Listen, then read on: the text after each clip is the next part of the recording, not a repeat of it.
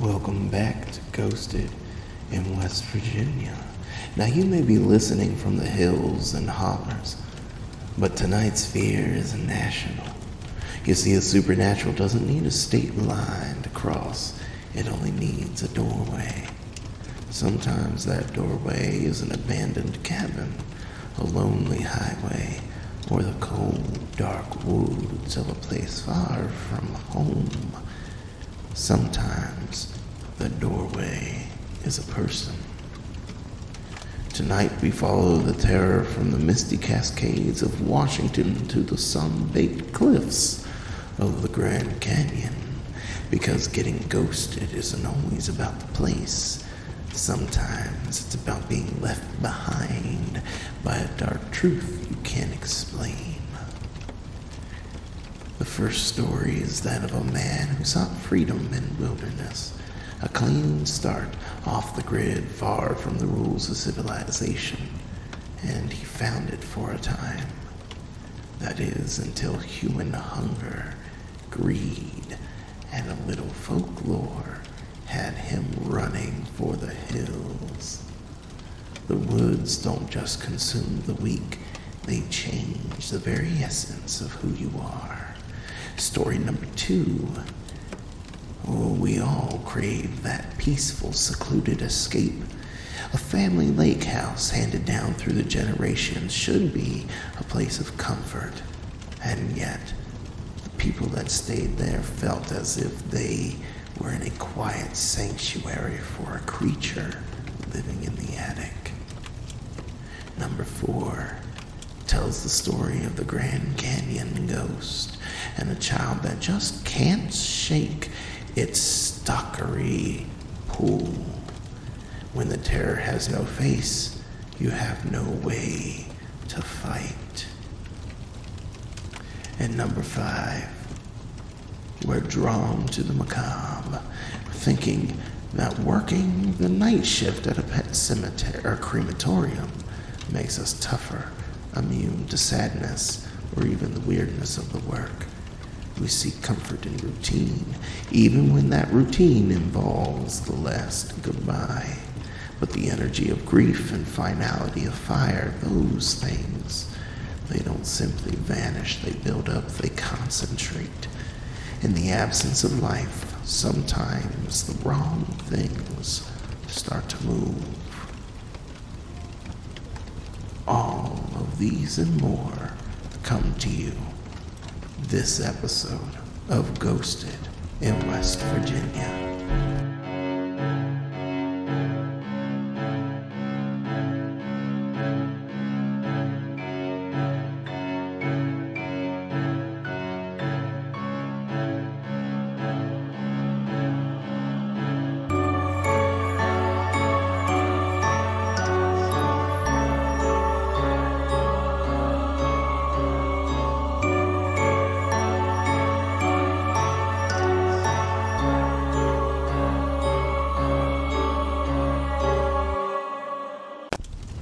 Good evening, obsessors, oppressors, and possessors. It is I, your humble host, Alec McCann, and with me as always, Julia. And we are here. I hope everybody had a wonderful Halloween, and everybody had candy, and I hope you're coming down off of your candy. We have our Halloween episode up on YouTube and Spotify if you missed it. And again, it is part 4 of the Conjuring story. We've actually had a really good listenership on Spotify. YouTube's up and running. It's new, so there's not catching as many people. But I'm quite excited. Now, for those of you that have been following along, you know that we have been doing episodes on Campfire stories while I work on various other things. Part 2 of the Dale Scott story is coming down the line. I've just got to finish up some quick tidbits on it, and we should be ready for that. Jules, you have a couple of episodes that are coming down the pipeline. I saw something in our notes that said something Bennington or Bennington Triangle. Yeah, which there doesn't seem to be a whole lot. Everything I'm finding is the same information, so I know it's a true type thing.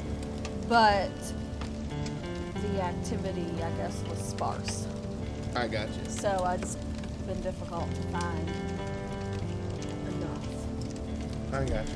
So, But we are here with our 4th installment and last installment of the Spooky Campfire stories that came from the book that Julia had. Now, if this is the first time you've listened, we are going to once again shout out this book called Campfire Stories. I was looking for it to show them, but when I finished, Yeah, it's right there on the shelf. She organized the house over the weekend and then forgot how she did it.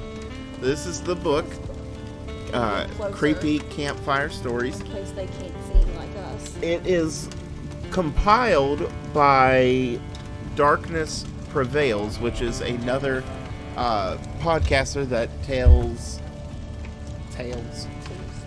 tells creepy stories on YouTube with a little more visualization. You know, he might have animations, but I didn't even do all the stories in the book, so if they want the rest of the stories, they have to go buy the book. Oh, okay. There you go. If you want the rest of the stories, they're not all in 1 through 4. Hey! Where's your sheet? Sounds like good parenting we just did. Where's your sheet? I don't know. Well, okay. No sheets for Jakey. So without further ado, we're going to jump in. We do not have authors for these stories, just the stories themselves. Sometimes they might have titles, sometimes they may not. This first one may not. It is story number 1, POV. Oh, maybe POV is the title of the story. Is that it? That's just my road point of view. Oh, okay. Give me No, we're on screen. birthday kiss. She didn't give me anything. She didn't give me anything. Not one thing. She's gonna stab my eyes out later. All because I said she's in her 40s. Drew, I think we told. I'm not letting you be cold. You know how to make fire. I wasn't here. Yes, you were. I was cooking dinner. I was outside. Listen With here, our sugar. monster of a 3-year-old. I don't care. Now, Who is quite the monster. when you've made up your mind to move and settle down near the wilderness, city living was never your thing anyway. That's me. We were living off-grid on a property of about 80 acres in the Cascade Mountain range of Washington State. My wife, my brother, and myself. We raised chickens, ducks, turkeys, and had a small garden, mostly consisting of marijuana plants and food for the animals. They could just eat the marijuana plants too. Yeah, I mean, that'd probably just make them hungrier, though, if my experience with those types of plants is anything to write home about. That's true.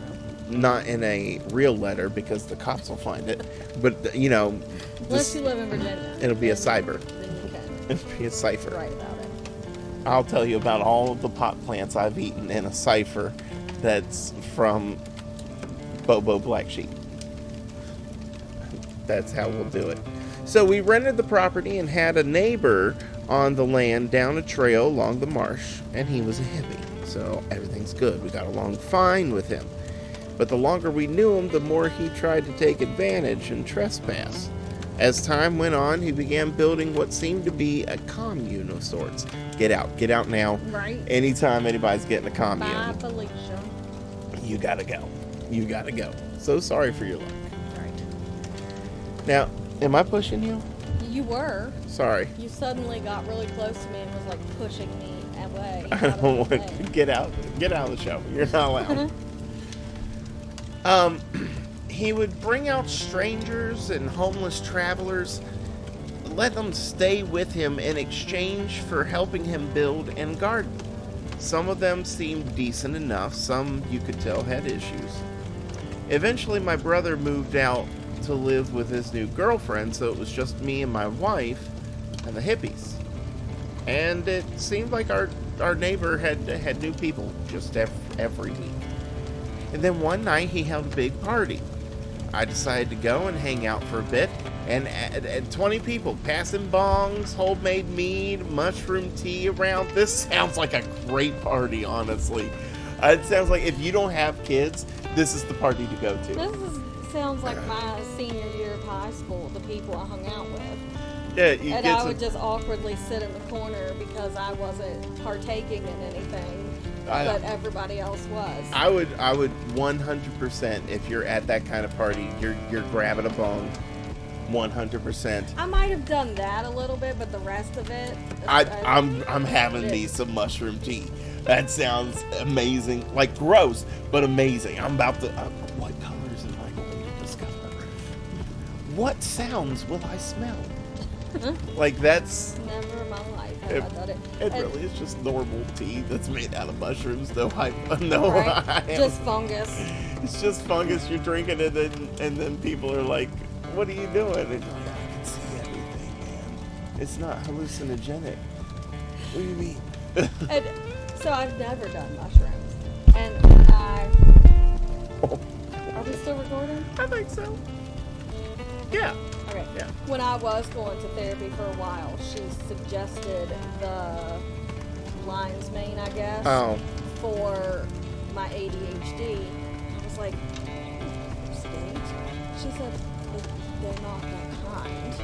I said, why not having any kind of mushroom in case that happens? Because I don't know the difference. And she looked at me like I was the most ridiculous person she has ever talked to. I was like, children, I can't hallucinate. I can't see vibrantly anymore. I don't know what's gonna happen if I eat one of those. Am I gonna get sick? No, but the lion's mane, from what I understand, that'll just kind of like. Well, I think it just brightens your day. Lion's mane isn't a. I mean like vibrancy returns. Like that's a yellow book, but then when you have lion's mane, it's like a yellow book. You know what I mean? No? The only mushrooms that do that are the ones that make you hallucinate. I wouldn't mind having just one of those. Lion's mane, apparently you could just cook it and eat it, or dry them and ground them up, and it's supposed to help with ADHD and anxiety and your focus and stuff. I would rather the psilocybin. Well, clearly you don't even know which ones do that. You're about to just go grab a mushroom out of the ground and see what happens. That's exactly how I think they found them. They go out and they're just like, man, I think this one's killing me. All right, we'll write that down. Thanks, Jeff. This was giving me the stomach cramps. I'm like, I've got the dysentery. So anyway, most of these guys got there by hitchhiking and were very open to telling the crimes that they had committed. That's not fun. I enjoy those people. All right.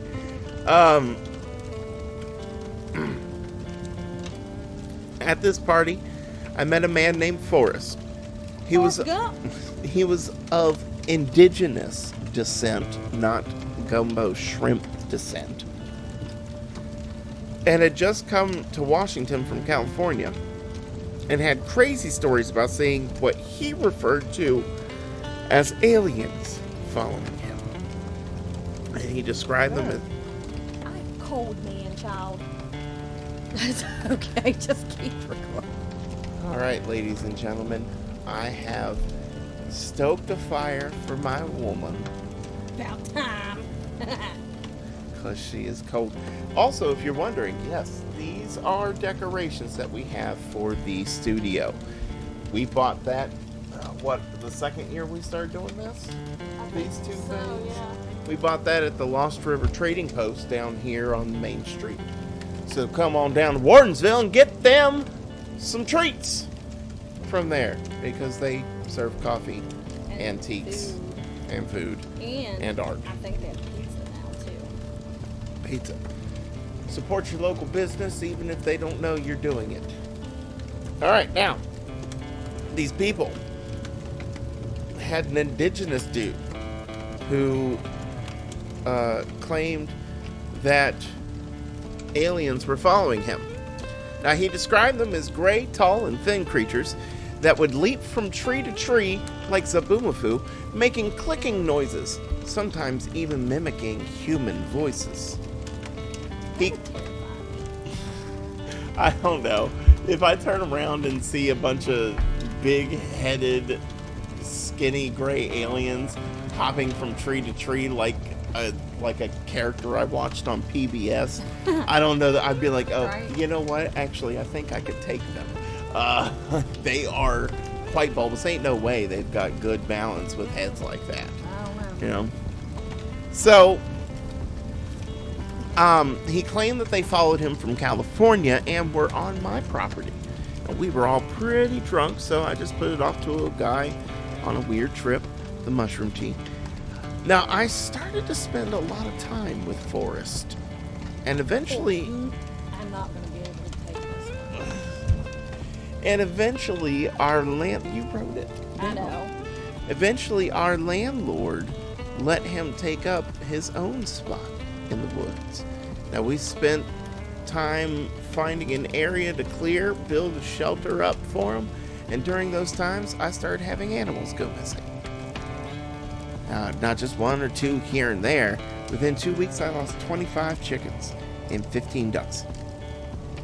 Now, it wasn't anything new to lose an animal every now and then. So, you know, when it became a nightly occurrence, my wife was pregnant, winter was coming fast, it became worrisome, to say the least. Now, Forrest was sleeping under a tarp with pallets as walls. My wife and I had a fifth-wheel trailer with heat and a generator, so we offered to let him stay with us as the weather was becoming unbearable, but he declined. Well, we still spent a lot of time together. He told me that a lot of homeless people would end up... What? Right. I would stop my friendship immediately at this. Mm-hmm. He told me that a lot of homeless people would end up eating other people. I thought it was a joke and asked if he'd ever eaten anyone, and he never said yes, but the look of regret on his face told me that he had. It was an especially hard winter that year, and we were all low on food and hungry. Just before the snow fell, Forrest got a car, warm with a heater. Nothing that would get him around during the winter, but it was a place that he could sleep and keep warm with a heater. He was also armed alarmed with a shotgun. 5 o'clock. All right, time to make the bacon. Oh, man. He was also armed with a shotgun. And I would hear shots ring out in the distance. Often, though, we occasionally... Wait, what? How is this happening? Where are you at?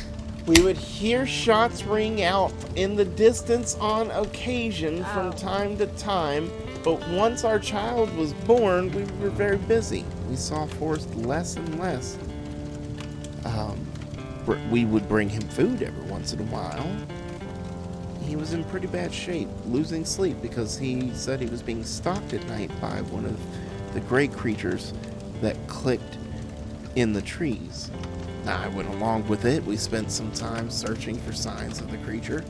I never believed it. I just wanted to give him peace of mind. You know what? This dude doesn't sound too bad. Yeah. He sounds like a pretty decent dude, letting some crazy homeless person live with him. Who builds a house out of a tarp and pallets before getting a car. I mean, that's pretty resourceful. Yes, but he still needs somebody to be warm. Like, that's keeping the wind away. They didn't say he had. They said once he had a car, he had a heater. Yeah, I'd say it like if we were a nice kerosene heater. And no children, because that's the only way we're doing that. Now, the next few times I went to see him, he wasn't there. And I didn't think much of it. Just assumed he'd gone out hunting until one day my family and I drove the trail to the black field. I almost said to the black field. Parked and hiked to his spot. Nothing had changed. His blanket was in the same position on the corner of the bed. His pots and pans were starting to mold. His propane tank was still full. Oh, see, he did have propane. Okay, well, that's really weird. And then why are they weird? I was normally his ride into town for supplies. We checked his car. The keys were in the ignition. His shotgun sitting in the passenger seat, and I immediately knew something was wrong. He never went out without Wilson.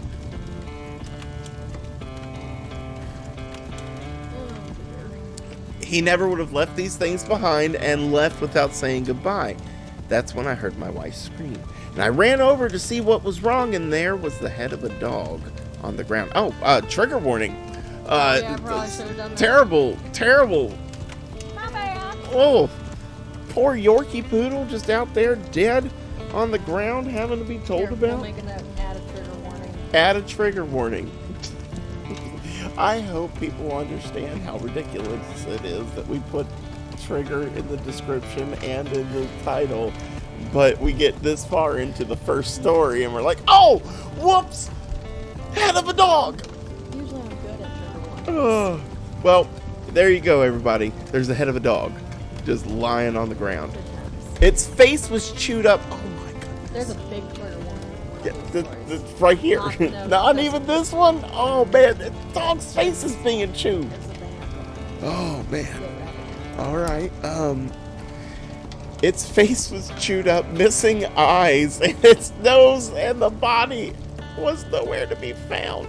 Where? How bad is this next trigger warning? That chewed its face, its body's gone. The last story has a trigger for lots of things. Okay. All right. I Now- didn't even like writing about it. I had seen similar kills by mountain lions. They tend to leave heads behind. I guess you don't have much meat there. Now, it was starting to get dark, and I was concerned about a big cat on the prowl. It just ate. We hurried up and left. It was pitch black as I crept through the trail looking for any sign of forest or a mountain lion, and then my wife screamed again, "Someone tell this woman to shut up!" Goodness. Oh, my fire's out. Aww. Dang nabbit. It wasn't a mountain lion. No.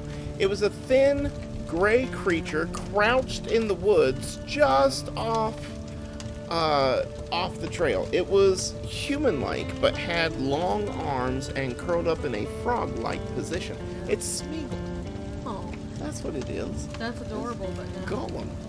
You never once. You said he was the creepiest thing. It's the whole reason you wouldn't watch. Well, he is creepy, but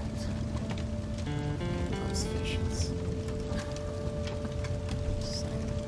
He doesn't like stupid fat hobbitses. but if I saw something like that outside, I'd probably If I have saw to, Smeagol outside, I'd have to run. I'd be like, holy no. there's very few things that would ever make me unalive myself, and that would be one. Right I don't there. think I could live after that. You're like, a gray frog. I don't know what that was, but we're done here. We got to go. I put my spotlight on it and it leapt into the trees. Now, terrified, I floored it back to our spot. Went inside, locked the doors, covered the windows, and stayed up all night convinced that this thing did something to Forrest. Not long after that, our hippie neighbor moved, and I never found out why. I forgot that hippie neighbor was even still there. That's not Forrest? No, the forest came Is the indigenous through dude? the other, hippie neighbor. Oh, okay. And then they just became friends. I got you. Well, although that makes this even sadder. Then it was just me, my wife, and our baby. Animals would still go missing from time to time. My wife refused to go out at night. The property just felt wrong. The land don't like you much. Like we were being watched all the time. But we stayed another 6 months and didn't see anything that again, like that again. until my landlord died and we were forced to move. For a long time, we were unsure of what we saw, but thought for sure that it had something to do with the disappearance of Forrest. Then one night, we're watching YouTube videos about creatures in the woods, and there it was. The thin, tall, gray creature with long arms. The video said it was a Wendigo. After researching what it was, our minds exploded. Forrest was of indigenous descent, and we are almost sure that he had eaten human flesh in his life. That winter was cold and he was hungry. At this point, we're convinced that what we saw that night was a Wendigo. However, I no longer think that this creature took him. I feel like the creature was him. Alright, so a couple things right off the bat. Wendigos are typically decaying creatures with deer heads and antlers, not creepy gray alien types. Also, that's it. That's all I have. That's all you got? That's all I got. The story is creepy. It's a little bit the original story of the Wendigo. Yeah. Like if you want to pinpoint where Western culture hits East, that kind of thing. Yeah. You get DeFeo, I want to say it is, or Feo, but I think it's DeFeo, is a Native American that takes some, I want to say Canadians on a tour, guided tour, trapping and all that. Yeah. And he hears his name being called in this windstorm in the middle of winter. And he goes insane and runs out, and they try and stop him, but he runs out into the wilderness, into the snowstorm, and they start finding bloody footprints, and then they hear their names being called, and they're like, we're out of here. But it sounded like, they said they heard what sounded like DeFeo screaming. And that's the first Wendigo story that I know. The one that dates earliest back. In fact, it's in Scary Stories to Tell in the Dark.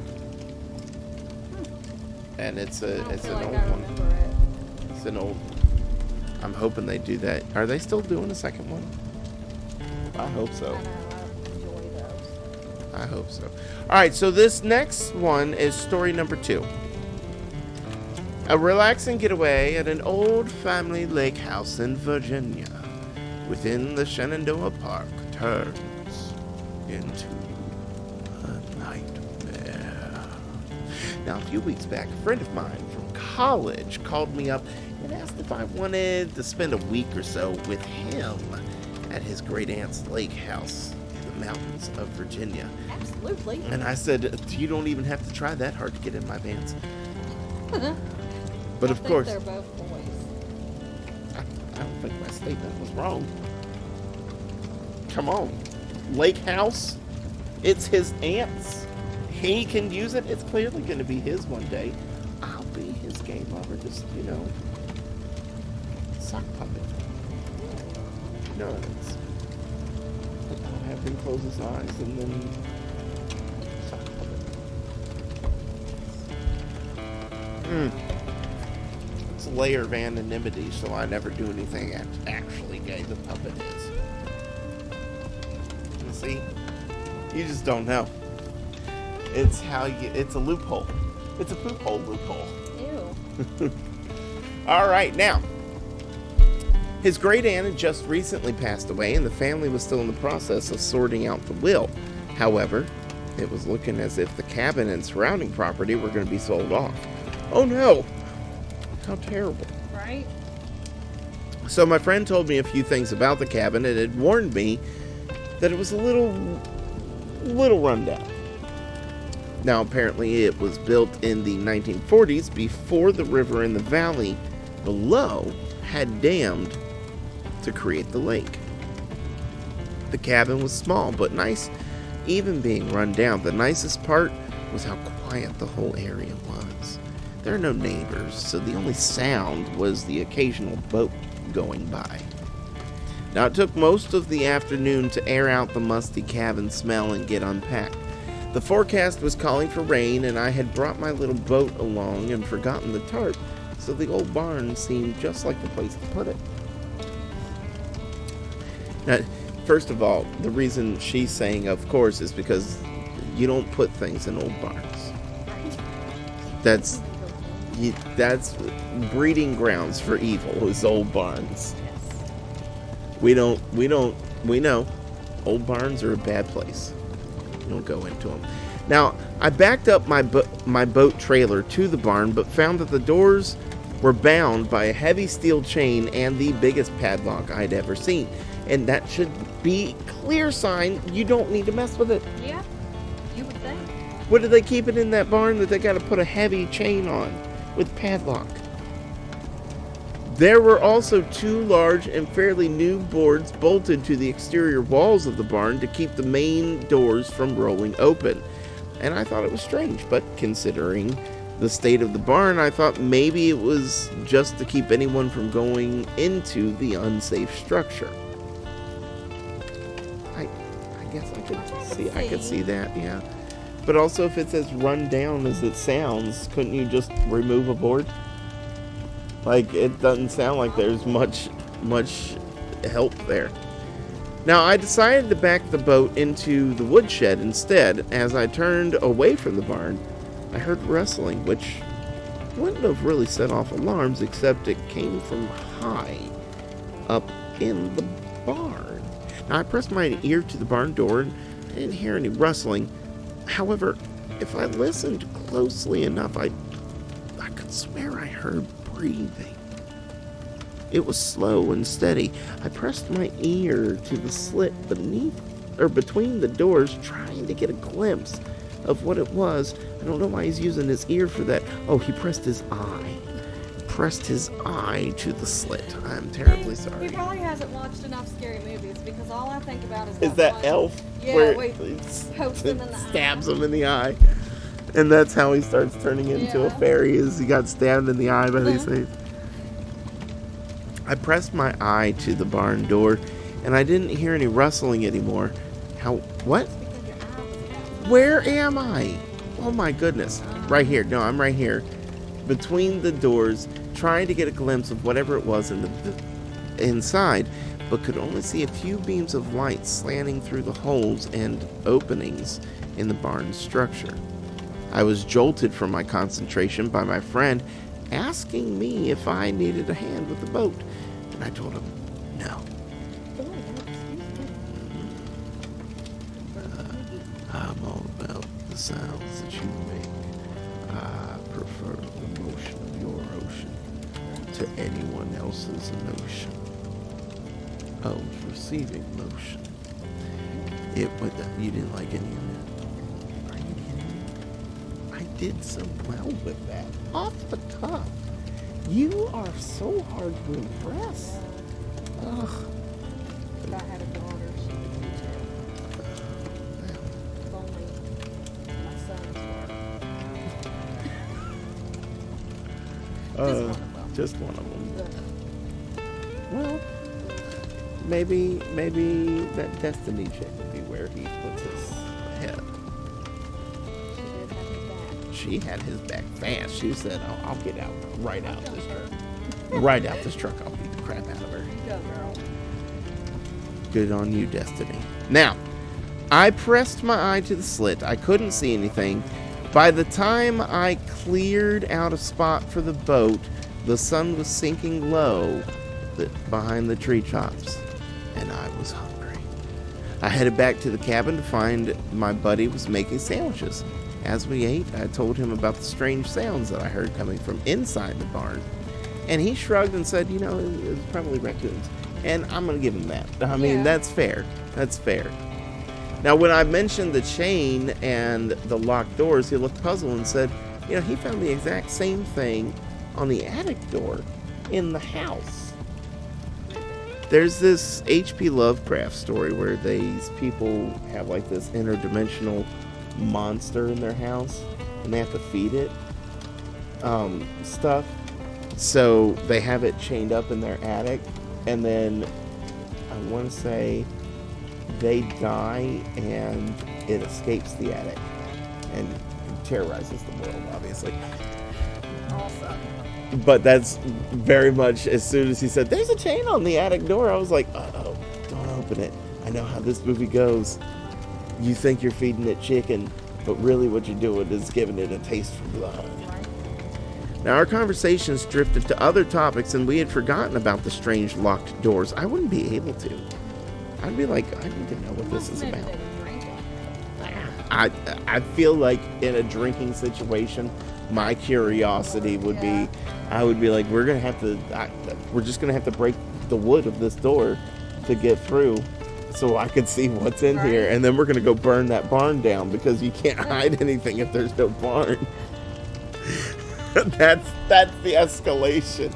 Not that the entire area would be burned, just the walls. Just the barn itself will be burned up, and then we can enter that barn quick. And that's why we don't drink. Because we'll burn things down to get inside of them. We don't need this wood. Now, we finally decided to call it a night since we planned on heading out to the lake early the next morning. There was only one bedroom in the cabin, so I opted to take the couch, even though I really wanted to be in his grisly arms. In the calm silence of the cabin, it didn't take me long to drift off to sleep. My sleep, however, was not peaceful. All night long, I had nightmare after nightmare. I dreamed of mazes and dark woods, claws and fangs, men without faces. I was almost like men with faces. Terrifying. Gross. I like my men like I like my paper. Faceless. Right. Lined. Flat. You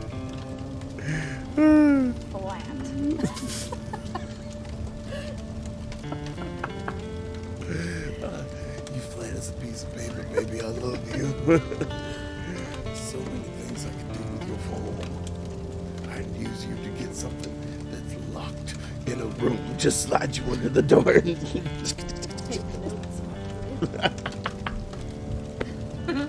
Like that episode of Aqua Teen Hunger Force where they're in the woods and the trees are putting them on trial for dumping a vat of oil, and they keep ripping Carl's skin off to write on him. He said, take it from the front, like, ah! This has too much hair on it. Oh. The flat. Oh, man. Anyway, men without faces, never once waking from my sleep, but instead tumbling from one dream to the next. When I woke up the next morning, I was exhausted.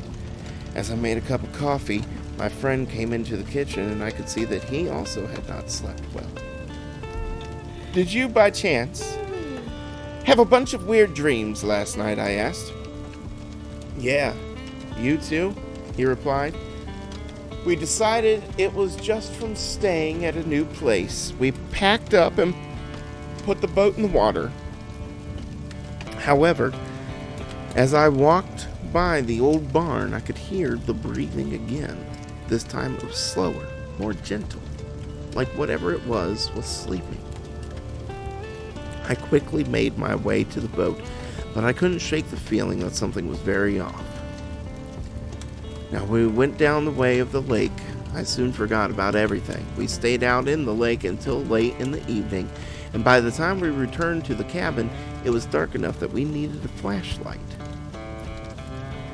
As we were unpacking from the boat, I suddenly became aware of strange new sounds mixed with the background of peeping frogs and cicadas. It was the sound of flapping wings. It's the creeper! From Jeepers Creepers? Yes. I want to know where this other movie is that they've supposedly been making for years. What? A new Jeepers Creepers. They released it on Hulu. We started to watch it and then said, this is really stupid, and stopped watching it. Yeah. They released it around the same time that they did that new Hellraiser movie. Yeah, exactly. Both of them were. The first one was scary because you didn't know what the thing was. The second one wasn't scary. It was just kind of fun. Yeah. You know. The third one, you probably didn't. I think they only released it on the Sci-Fi Channel. Like, that's how bad it was. And I'm pretty sure the director was a pedo. So, like, there were certain things in the movie that people were like, that looks like a pedo is doing that. Right, yeah. So, when I finally went to bed, I couldn't... Oh, I'm sorry. It was the sound of flapping wings. We had spooked a few large blue heron around the lake that day, but it was nothing like that. It was louder. I listened to the flapping as it circled around us for a few minutes. I couldn't see anything. And then finally, I decided to quit worrying about it. Who wouldn't? Flapping? What, is it going to carry me off? Thunderbird. Maybe. And then I heard something, or the sound of something hitting the roof when I finally went to bed. Thought maybe it was just dead branches, falling on the roof, because the wind picked up and there was thunder in the distance, but I soon heard scrambling and scratching coming from the attic above me.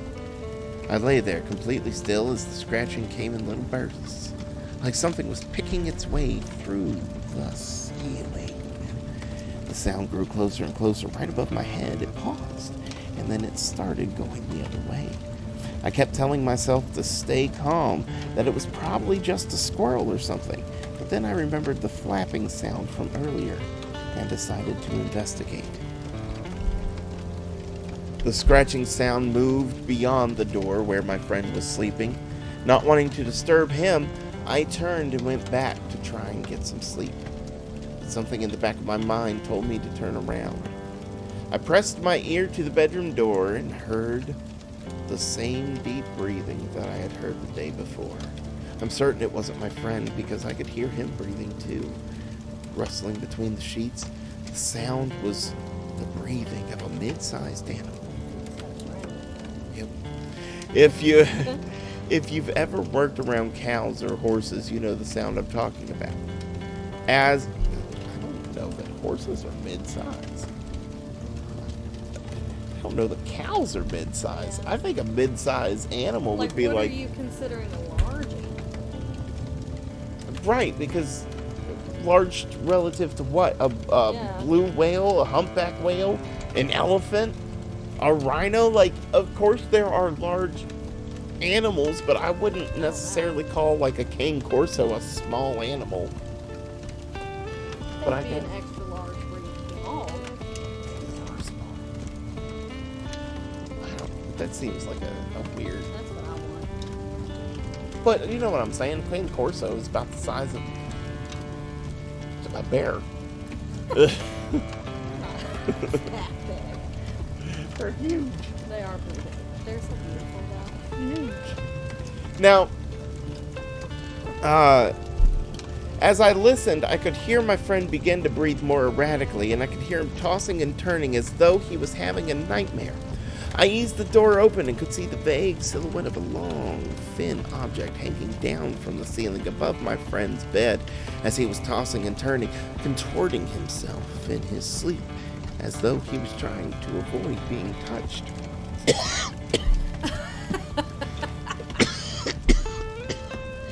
Did it shock you? I had some sort of weird dust go in my throat. You should have been outside when Oliver was leaf blowing. He was blowing just the dirt, and he had a whole cloud around him. Of course he did. Alright, so sorry. Now, I thought it was a snake, so I turned my flashlight on, and it was a long, pinkish tongue above my friend's bed, protruding through one of the many holes in the worn-out ceiling. That is so weird. This doesn't sound like this place was safe to stay in. Clearly not. There was a slender snout covered in fur the color of rust and lined with thin, leathery, brownish black lips. Oh, you know what? It's a red panda. It's just trying to get some food. Don't scare it.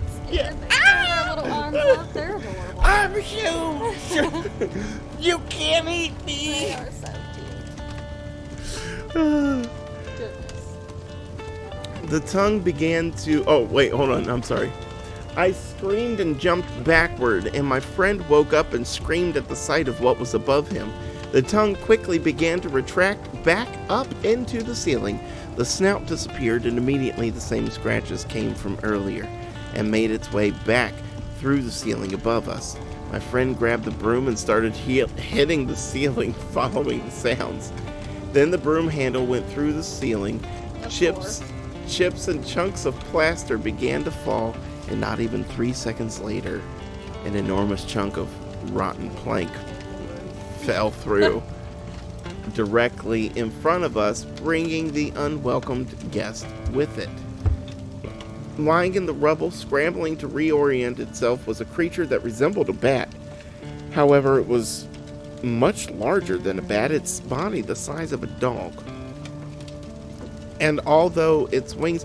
Okay, so if it's the size of a dog and you said it had the breathing of a mid-sized animal, but then pointed to cows and horses...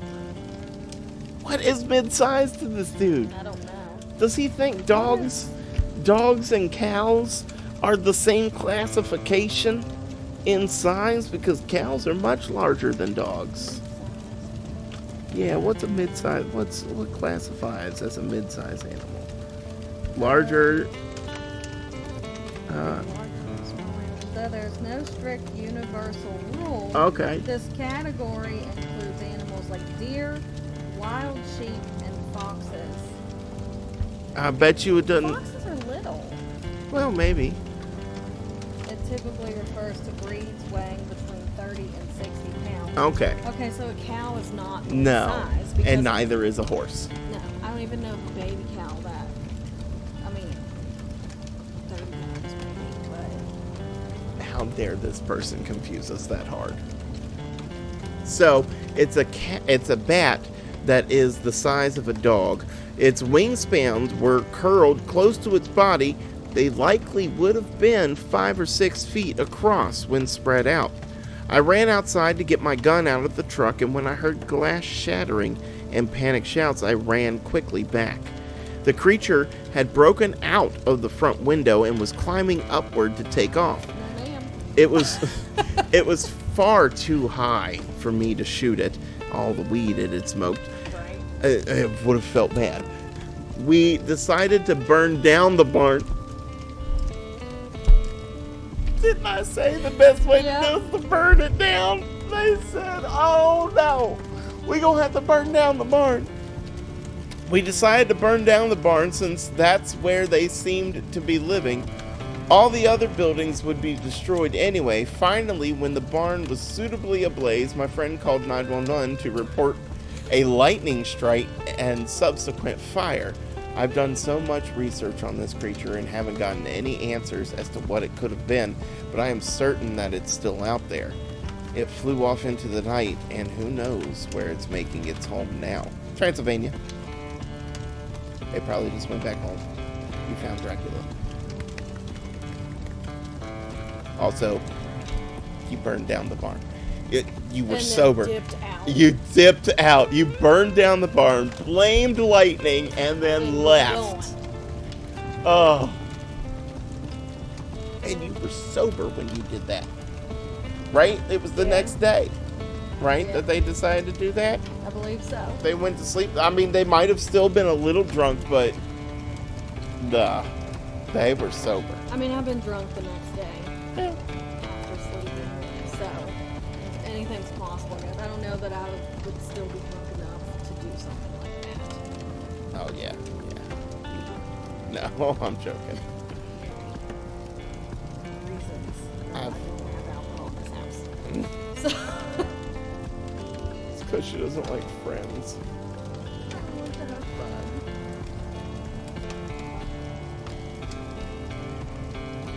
Alright, here we go. You ready? Story number 4. What is happening? This one's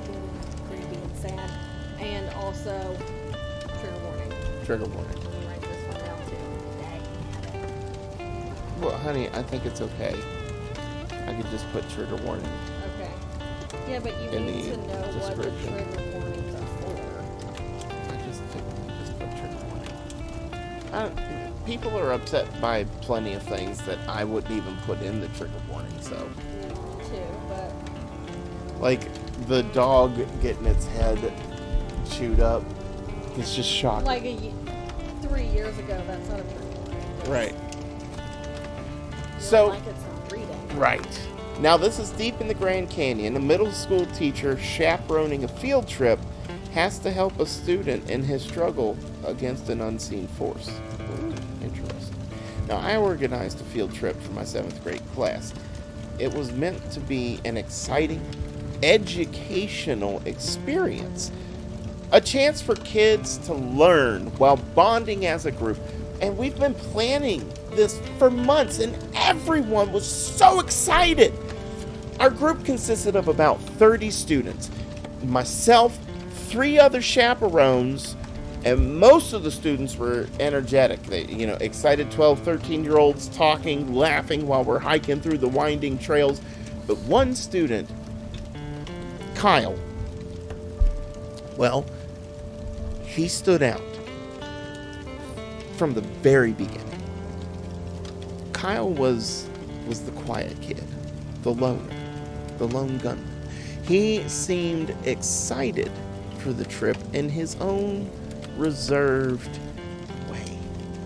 But I did notice him hanging back from the group, just taking everything in. The first day went great. We completed some hikes, learned about rock layers.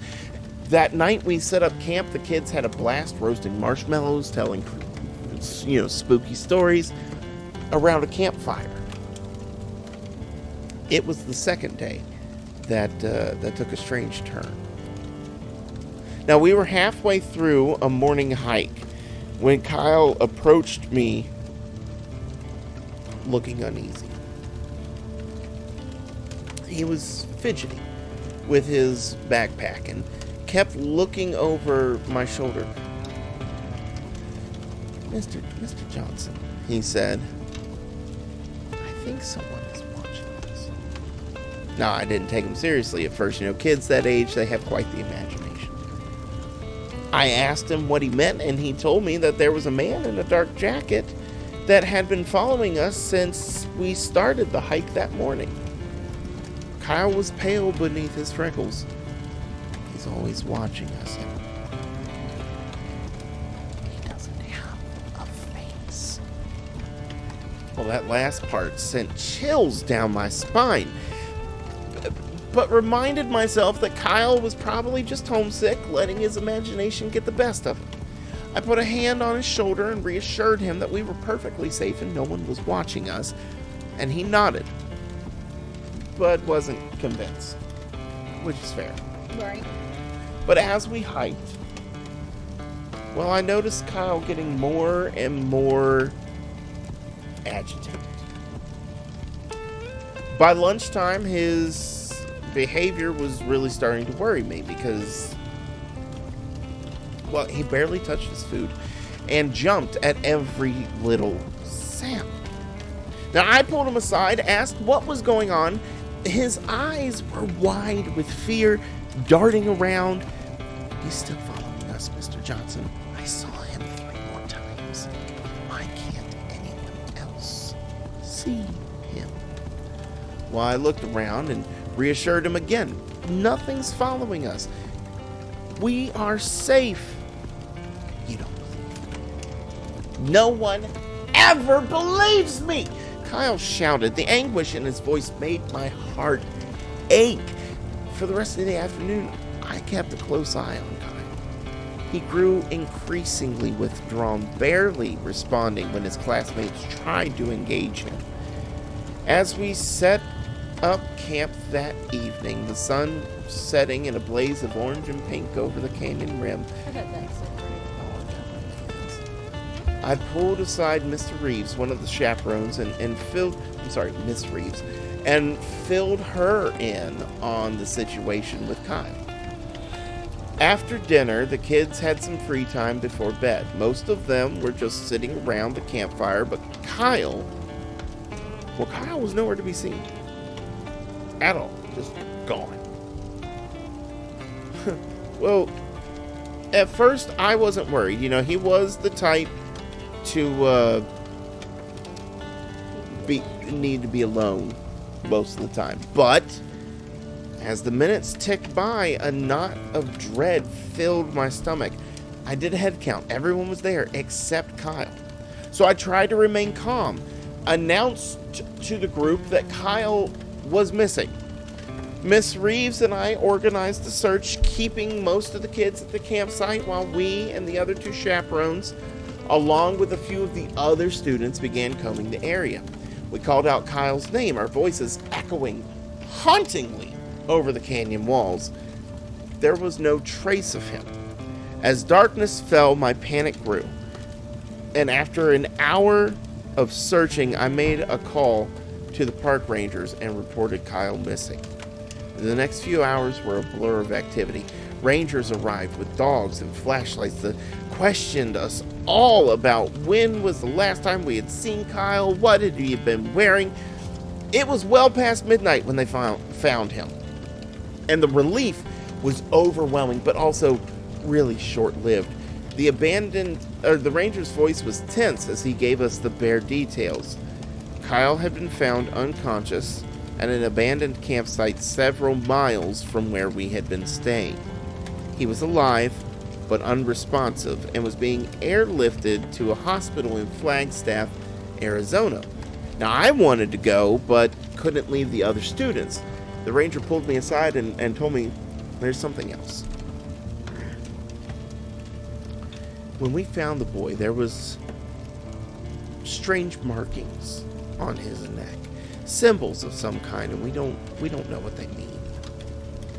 Well, it felt like the ground dropped out from below me. The rest of the night passed by in a haze of worry and confusion. I had to contact Kyle's parents, deal with other students' questions and fears, but my mind kept circling to these symbols that the ranger mentioned. What were they? Who put them there? Right. The next morning, we decided to cut the trip short. Fair.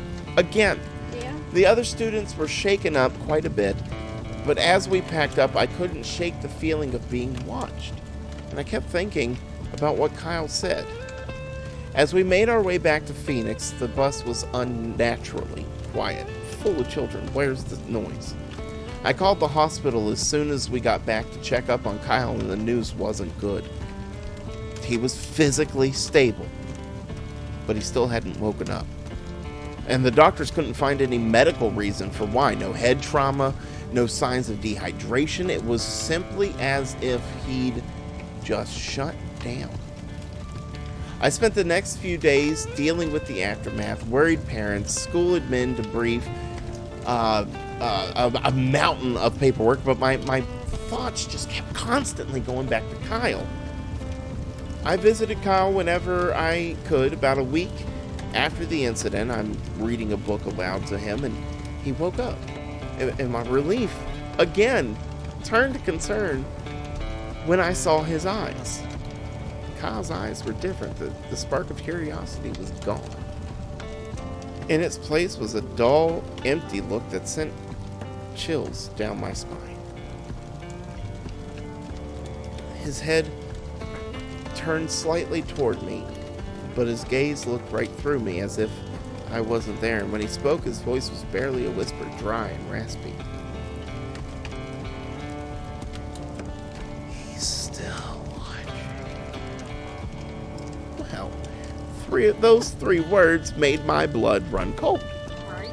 I tried to ask him what he meant, who was watching, but Kyle wouldn't say any more. He just turned away and stared blankly at the wall, his eyes fixated on something I couldn't see.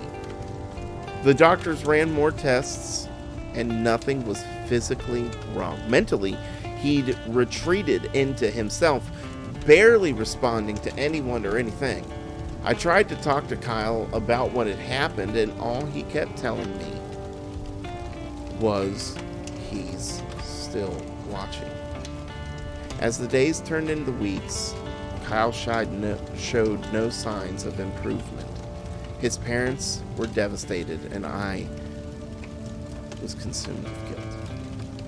I became obsessed with trying to figure out what had happened to Kyle. I looked over maps of the area where he was found, local legends, folklore, even reached out to some of the indigenous tribes of the area to see if maybe they knew about the marks on his neck. The park rangers had no record of any similar incidents.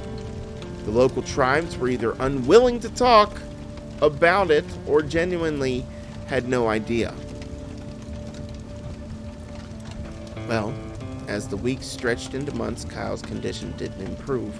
He ended up going home. He didn't come back to school. His parents said he rarely left his room, barely ate, and almost never spoke. And when he did, it was only to repeat the 4 words, "He's still watching me." The incident effectively ended Kyle's childhood. The bright, curious boy was gone, replaced by absolutely nonsense. Whoa, how far down did I go? Man. Sorry, so many tight rubber bands in my hair. Replaced by a shell of a person who was constantly terrified of something that the rest of us couldn't see. I tried to move on with my life, but the memory haunted me. I would wake up in the middle of the night drenched in sweat, convinced that I could see a faceless figure standing in the corner of my bedroom. During class, I would just stare out my window. The years passed and I eventually retired from teaching, but I never forgot about Kyle and would still check in with his parents, hoping for improvement. There never was. About a month ago, I received news that I'd been dreading for years. Kyle had taken his own life. The details were sparse, but apparently he'd become increasingly agitated in the days leading up to his death. His parents said he kept insisting that he was getting closer and he was almost there.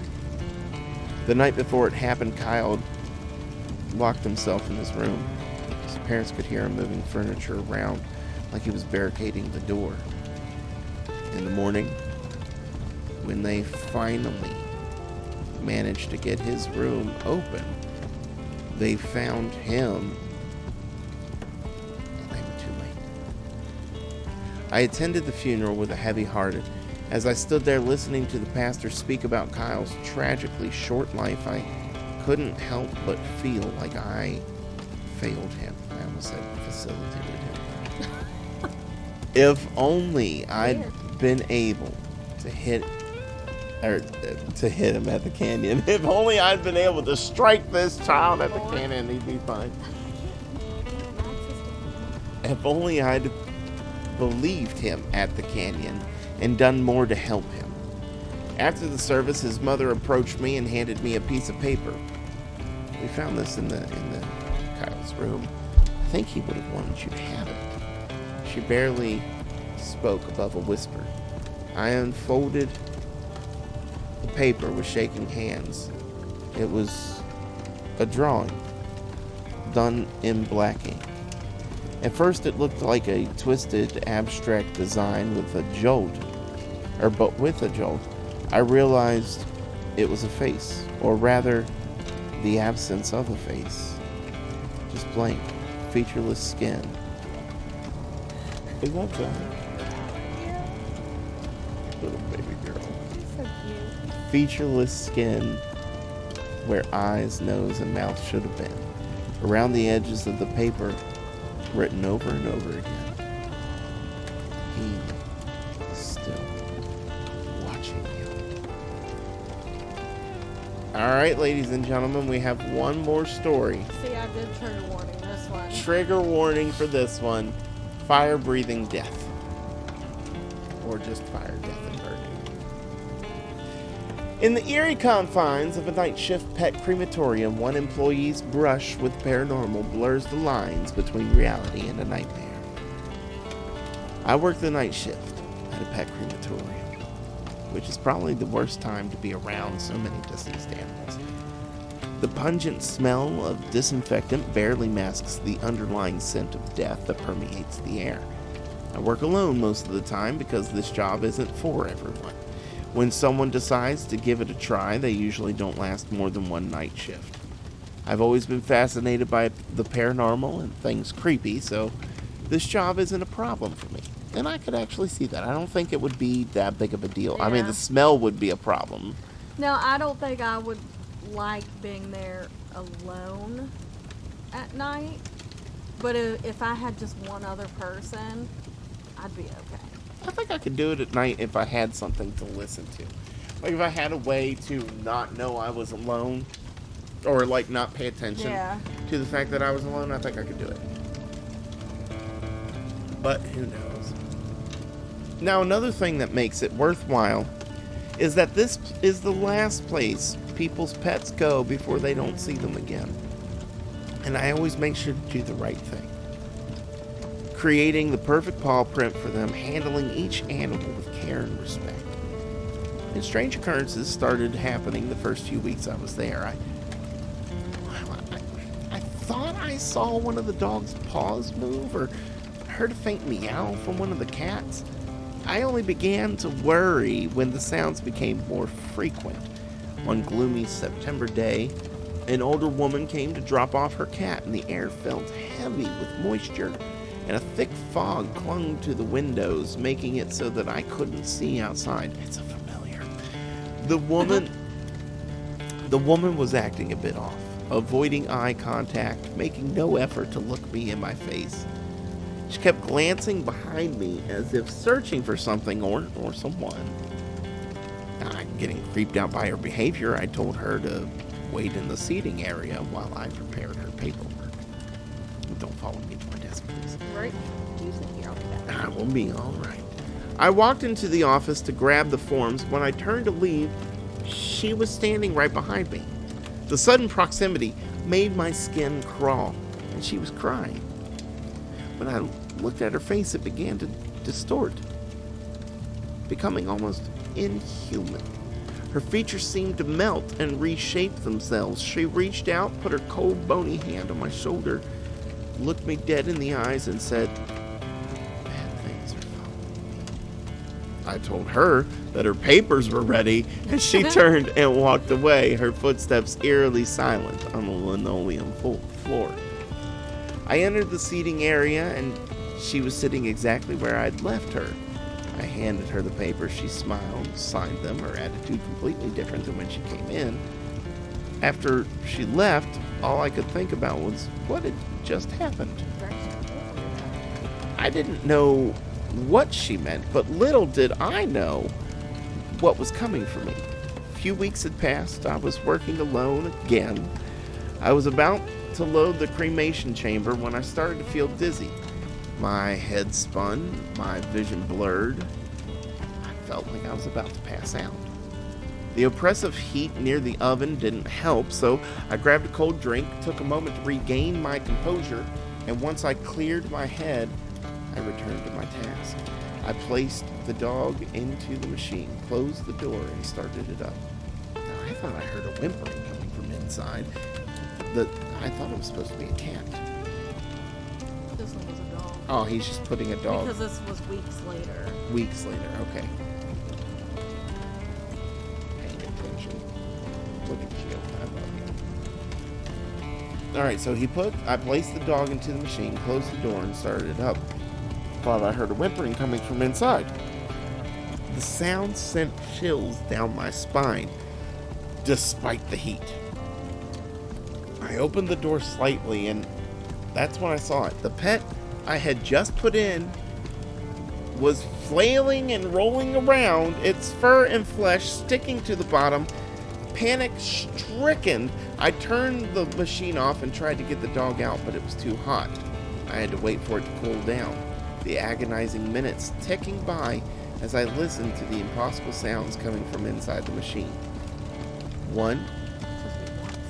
Once it was cool enough, I crawled inside to get the dog, and as I reached for him, the door slammed shut on top of me, and I heard laughter coming from outside the machine. Then, to my horror, I heard the machine kick on and begin to heat up. Oh no. Right. The temperature rising rapidly, flames rising higher and higher on the sides of the chamber. The smell of smoke making it hard to breathe. I couldn't move with the heavy door pressing down on my back. I screamed for help, but I was the only one there that night. I attempted to wiggle backward to escape, but the door weighed about 100 pounds. I could feel my skin blister and burn. I felt something grab my feet and push me further into the machine. I screamed in agony as the skin on my back and stomach peeled off. I was pushed all the way to where the dog was, and when I got a good look, I could tell it was very much dead. So what had caused all that noise and movement earlier? Wouldn't be worried about it. Not at this point. Right? Not at this point. But at this point, the heat was unbearable and I could barely stay conscious. I finally passed out from the heat and pain.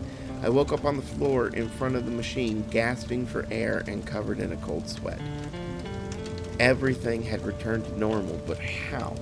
Was it a dream? A heat-induced hallucination? I examined my arms and legs, and there were no scars, no burns, where there should have been. I went into the staff lounge to rest. Suddenly, the lights flickered and shut off, and then the whole room was engulfed in flames, as if I were inside a giant oven. I think you mentioned seeing the little Zaboomafoo alien would make it. I think this would just be where I'm done. I'd be like, okay, you know what? You don't want me alive. I don't want me alive anymore. I think we're done. You keep burning me in this oven. I'd be like, I think I'd eat inpatient's head. Right. Until you figure out what's wrong with me. Please.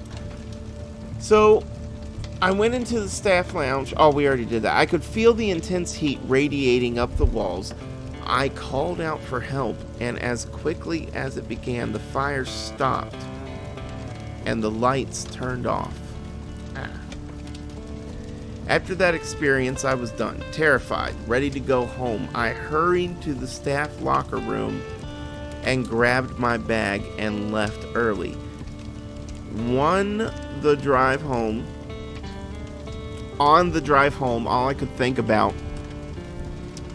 was all he could think about was where am I? All I could think about was what had happened.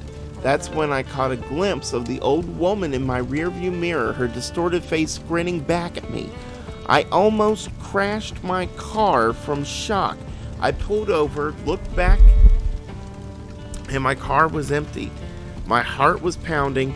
I pulled back into the road and made it home safely.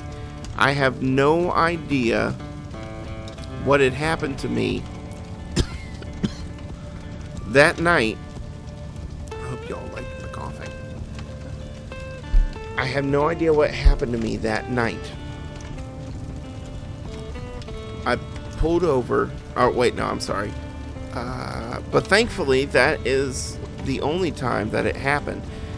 For now, at least, I continue working my night shifts at the crematorium, always on edge, wondering if what I experienced was real or just imagination. I don't believe I would work there at all anymore. Nah, I'd be done. At the minute I thought I was being burned up in that thing, I'm done. Because, like, I understand these places having night shifts for humans because you can't just leave a dead person in somebody's house. Like, when they call you, you have to come get them. But an animal one, why is it necessary to have a night shift person? I feel like it would just be like, bring the dog, and then, you know, like, I can't imagine that many animals are dying when people are cremating them. Well, that's if you're living up here, but in the city. I mean, in the city, someone dies every day. Same deal with dogs. Probably the same deal with cats. True, I guess.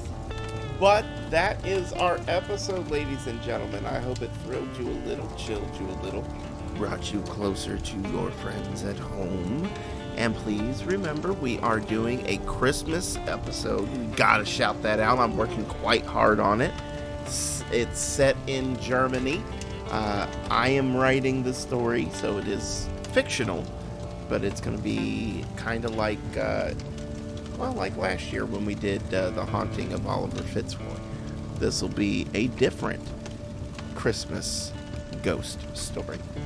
And we are doing Dale Scott. Julia thinks that she might actually be able to pull out a couple more stories from this book series that we are using. Yeah. So look for that. Look for Dale Scott. And you got anything? No. All right. Well, ladies and gentlemen, please listen to the following announcement with care. You need steel-toe socks. Steel-toe socks are the only thing that are going to save you because,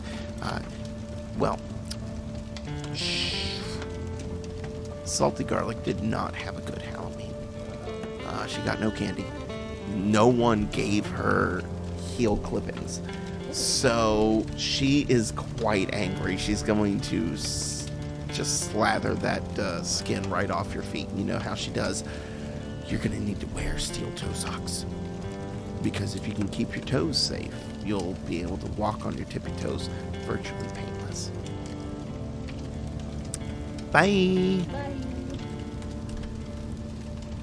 Look at little Franklin watching his puppy videos. But you don't have to watch puppy videos. You can watch Ghosted in West Virginia and join our channel. And if you think about it, you could also go over to Ghosted in West Virginia Facebook page and share and subscribe there as well. Of course, if you don't, you're a loser.